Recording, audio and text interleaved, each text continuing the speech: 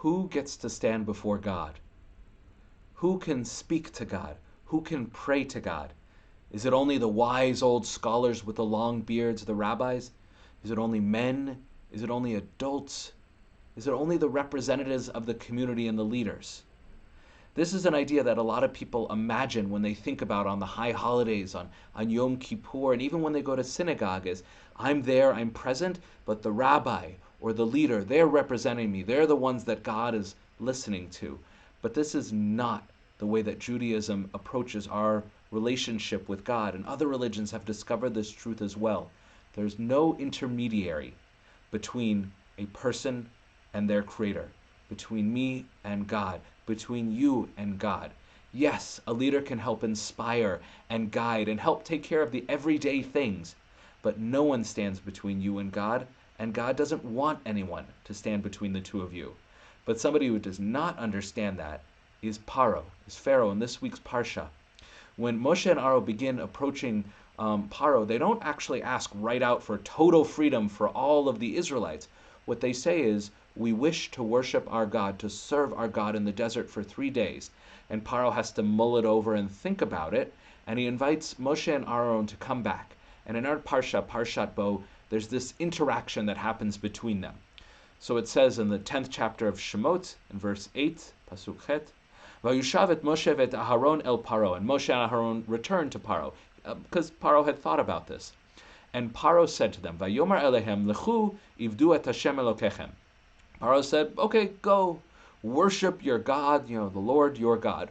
This is great. He gives us permission to go. Now, there's a question, are we really going to go for 3 days and come back? Or are we going to use it as an excuse to finally escape? That's not what's at stake right here. It's Paro's next question. Paro said, yeah, go worship your God. But he says, Mi vami haholechim. Who's going? I'm sure Paro assumes that Moshe and Aharon will go, but he probably thinks, they'll bring out of the hundreds of thousands of slaves. Paro imagined probably 10 or 20 will go, and even if they don't come back, it's not the end of the world. He can replace 10 or 20. But Moshe's answer really surprises Paro, and he's not happy with it. Moshe says to Paro, Vayomer Moshe, and Moshe says, this is who's going. Minarenu vizkenenu nelech. Our youngins and our old, the children and the old are going. Bevanenu uvivnotenu, the sons and the daughters, the whole families, not just the fathers, not just the leaders, everybody. Betzonenu uvikarenu nelech.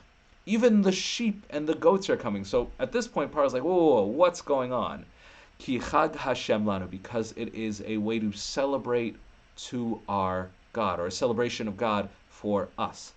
Now, if Moshe had stopped at before the animals, maybe Paro would have been a little bit more open. But at this point, Paro assumes, you're just trying to take advantage of me. You're just trying to run away. Now, that might indeed be true, but Paro also misses something here. In Paro's understanding of the world, the only one who can speak to the gods, plural, are the priests. That is how he understands it. And again, a lot of people, even today, even Jews, think that that's who speaks to God, is only the rabbis. I give them my prayers, and they send it up to God. But in the 19th century, a German rabbi, Rabbi Shimshon Raphael Hirsch, directly commenting on this, pushes back against that very strongly. And what he says about this idea that everyone should come before Hashem. He says, we have no intermediary, no priests, no representative before our God.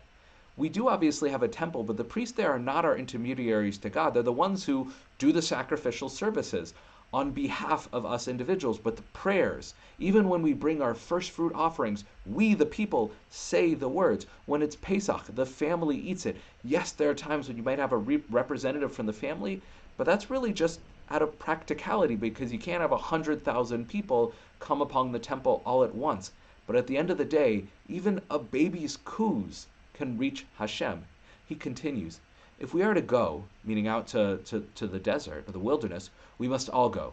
The tiniest baby in the cradle, the last sheep of our possessions, each and all are integral parts of our community. None and nothing may remain. God calls us together around Him.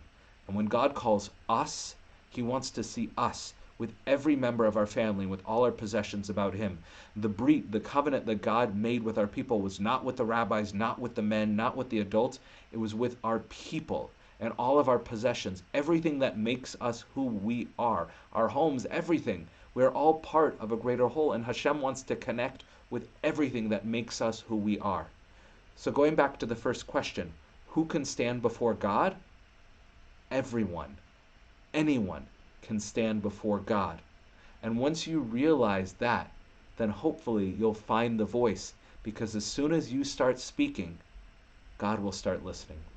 With that, I wish you all a Shabbat Shalom, and be well.